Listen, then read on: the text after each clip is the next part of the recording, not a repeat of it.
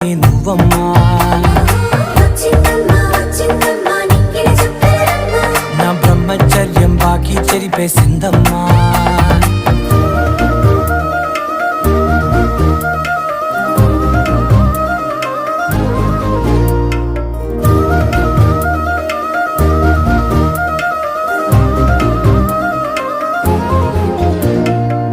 ఏకాంతాలన్నీ ఏకాంతం లేక